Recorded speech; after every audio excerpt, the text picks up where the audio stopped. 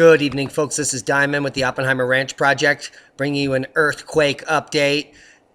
Large magnitude earthquake drought has ended with a 7.6, 44 kilometers east of Great Swan Island in Honduras. Tsunami warnings have been issued for Cuba and surrounding areas. That's a heads up. If you live in that area, get away from the ocean. The data is just coming in. The tsunami warning is for 0.3 to 1 meter tsunamis on the coast of Cuba currently. We're going to go check it now live at the Tsunami Warning Center.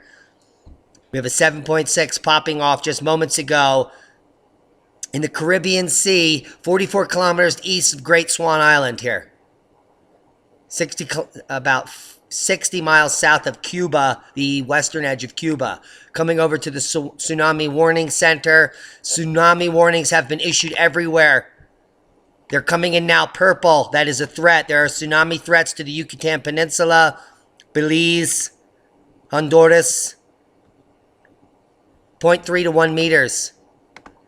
It's currently coming in.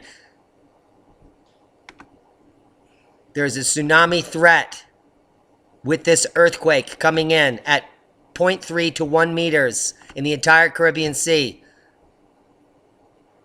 including Mexico. This event has just occurred. We will keep you updated. Here's the location. It's still a 7.6. The depth was 21 miles.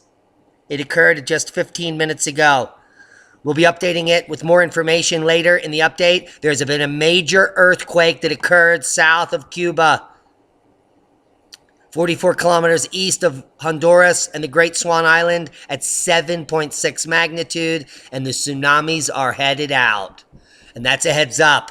Be safe, if you know people in that area, tell them to get away from the issue.